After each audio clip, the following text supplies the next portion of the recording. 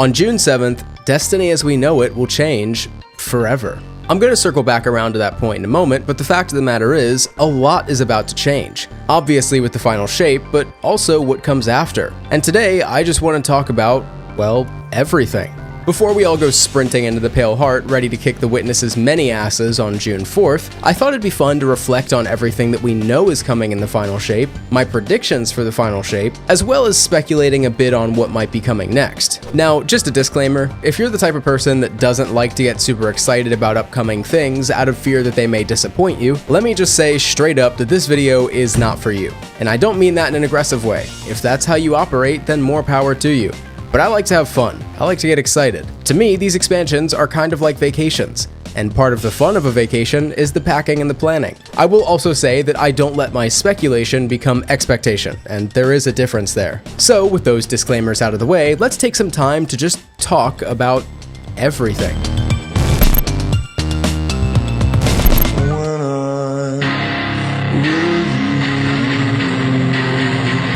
Now, before we all collectively ponder finality, it is also important to remember that Father's Day is coming up. And if you're in need of a gift, then Manscaped, the sponsor of today's video, is the perfect fit. I got two things I want to show you today, the first of which is the Handyman. If you got a dad that likes to keep a closer and smoother trim, then the Handyman is the perfect gift for him. Designed for convenience and precision, the Handyman and its advanced dual blade will knock down up to 3 days of growth with ease. This bad boy is also waterproof, rechargeable, and features skin-safe technology to reduce the risk of nicks and cuts. Finally, the Handyman is also airplane friendly, so feel free to take it with you wherever you may be going this summer. The other tool I want to show you is the Weed Whacker 2.0. You can use this to trim all those nose and ear hairs that no one wants to think about. It features a high-performance rechargeable battery along with an LED display to keep track of the battery life. And, just like the Handyman, it's also cordless and waterproof. Don't wait till last minute, guys. Secure your Father's Day gift now at manscaped.com and use code TOAD for 20% off and free international shipping at checkout. And that doesn't just apply to these two. Get whatever you want. These truly are quality tools. And a huge thanks once again to Manscaped for sponsoring this video.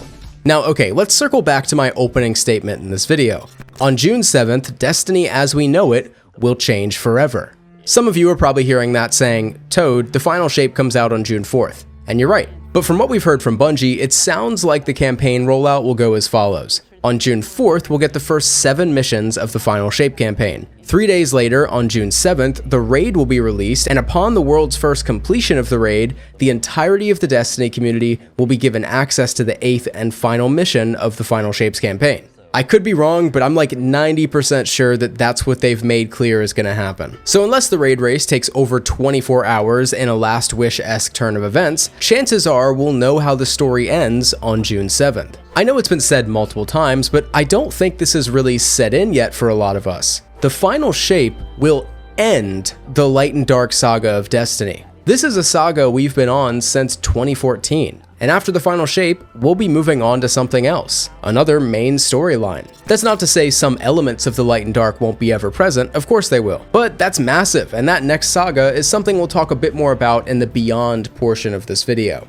Now, I should mention I'm recording this before the Season of the Wishes Closer to the Heart mission has been released. Since I'm actually in Japan now, subtle brag, I needed to film this early. But on the topic of the current story, we're going into the Pale Heart with more allies than we've ever had, most notably the Fallen and Cabal. I'll be curious to see just how our relationship with these factions may change or not change when the dust settles. I'm also heavily speculating that the Ahamkara are probably going to play a much bigger role in the story going forward than I initially thought. If we look at the Final Shape's marketing thus far, again, as of May 15th, there's a lot of Ahamkara imagery and references. In fact, there seems to be an entire section of the Pale Heart that's very, very Ahamkara inspired. In addition to all the dragon fossils, there's also a point in one of the trailers where we can see what are unmistakably Riven's tentacles jutting out from the ground. They're probably just some weird stone manifestations of the Witness's will or whatever, but still, it's weird. In addition to that, there was also this segment of one of the Prismatic class trailers that showed some Bungie devs fighting a boss called the Tormentor of the Ahamkara, wherein the objective is literally to, quote, use taken energy to activate the Ahamkara skulls.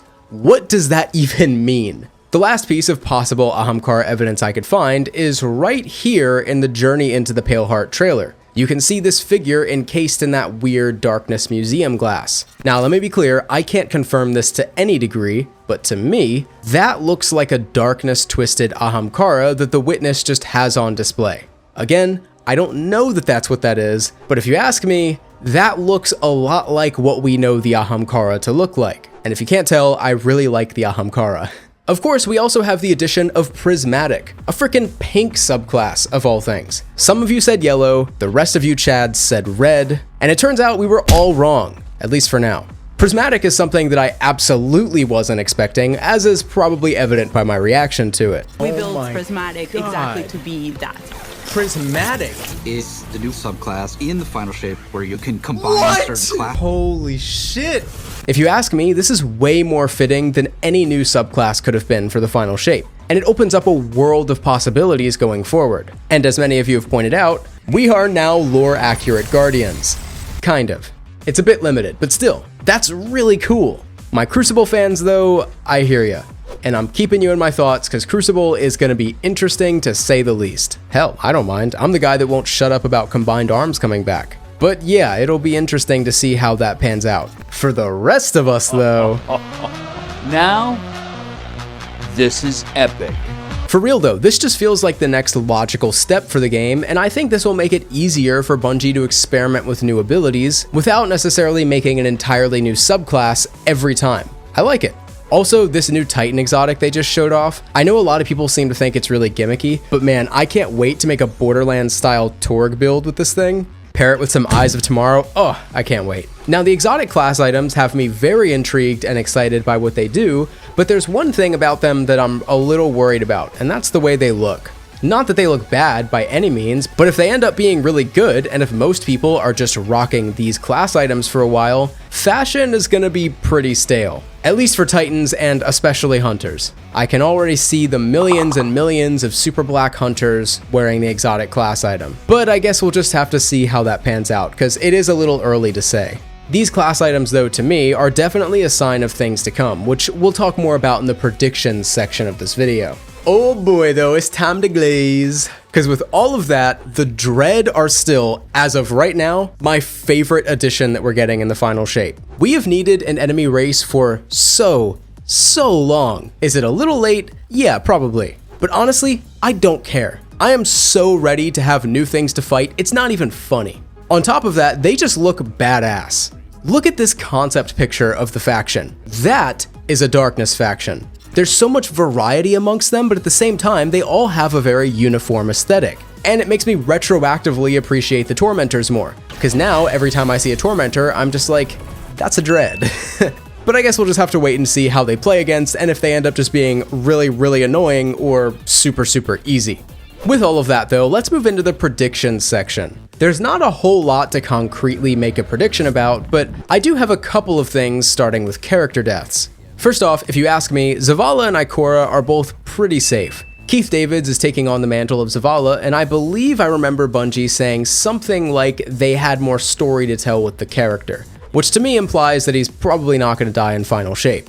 Ikora is admittedly a bit less safe than Zavala, but I still don't really see her dying in final shape. She could end up passing the mantle of Warlock Vanguard off to Osiris, but that would just feel like a downgrade. You know, you go from Ikora, one of the strongest warlocks to ever live, to Osiris, who was one of the strongest warlocks to ever live before his ghost died. I don't know, it would feel weird having a Warlock Vanguard that can only use Strand and Stasis. Cade, however, could go either way. He could stick around, or he could die/disappear when the dust settles. And maybe then he hands the mantle of Hunter Vanguard off to Crow, which I honestly think would be a pretty nice passing of the torch. But Savathun is fine, Keitel is fine, Mithrax is probably less fine than Keitel, but still probably fine. Mara Sav is probably gonna be okay. Now that I'm saying it out loud, I'm having doubts for some reason. She'll probably be fine, I think. Eris Morn though is pretty high up on my kill list, and I really couldn't give you a good reason as to why. It just kind of feels like her time. The Bray sisters are another potential point of trouble. Elsie has a lot of history of jumping between timelines to find the one where we win. Now that she doesn't seem to know what's gonna happen, I could totally see her like sacrificing herself for Anna. So much of her character has been built around stopping Anna from embracing the darkness, so there could be some interesting stuff there. That is, if they're even involved in the first place. Because come to think of it, I don't think we've actually seen them anywhere in the marketing yet. Finally though, the person I think is most likely to die in the final shape is us. I subscribe to the theory that our Guardian will actually die in the final shape and then just be brought back somehow. After all, if we were to ever be resurrected, like actually resurrected, it would probably be inside the heart of the Traveler. And I mean, come on, we're up against a guy who can literally do this, and you don't think he's gonna, you know, do that? I will be pretty disappointed if we get to the Witness and they just kind of neuter him for the sake of having us be able to beat him. Like, how cool would it be if the Witness sees us approaching him on his monolith and he just flicks his finger, dead? That would be pretty shocking. And it would make sense. Now, as far as predictions for the raid are concerned, and this is more just for fun because obviously right now we have literally no way of knowing anything about the raid, but hey, let's have fun. I think there will be 3 bosses in the Final Shapes raid. The Witness, a big dread of some kind. How funny would it be if it was a big Grim?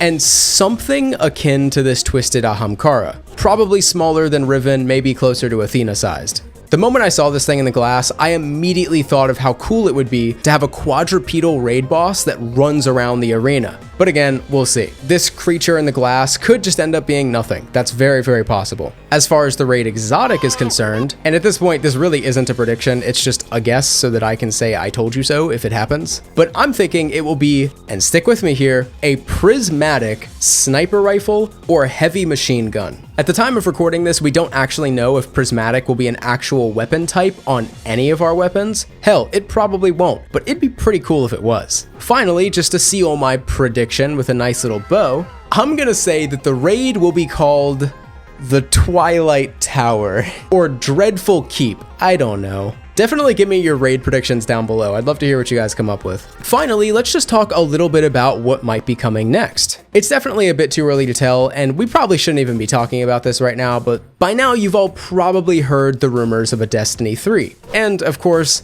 I really hope that this is what Bungie is doing. As we go into the next saga of Destiny, I think a sequel just feels right. New places to explore, maybe some new faction or skill tree systems. If we really are going to be moving away from the class system, it could really open the door for creatively liberating skill systems and abilities. Not to mention the fashion game. If I can ever put a cloak on my Titan, it's over. Of course, if I were to throw my hat into the arena, I'd want to see an Ahamkara themed Dragon Hunter or Dragon Tamer skill tree, but even I can admit that is wildly unlikely. It's way too early to really be talking about Destiny 3, but I will just say that I really hope it happens. And if it does happen, I hope it's different, but not so different that it doesn't feel like Destiny. Like, don't pull an Arc 2 and make the entire game third person. I don't know about you guys, but I would really not like that. However, this is where I toss it off to you. In a post-Final Shape world, what systems or gameplay additions would you like to see added to the game? Whether that's in Destiny 2 or Destiny 3. Maybe it's space combat or forge mode, maybe player housing. Look, even if it's unlikely, we're just having fun here. Either way, if you made it to the end, seriously, thank you. I love talking Destiny, and I feel like I don't get to do it as much as I'd like, so I really appreciate it. And if you enjoyed, of course, consider dropping a like, and maybe we can have these discussions more often. Like I said earlier, I'm currently in Japan right now, and I'll be back a couple days before Final Shape launches, which of course will be streaming live if you'd like to come hang out. But if all goes according to plan, there's still one more video I have for you guys before Final Shape drops, and I think you're gonna like it.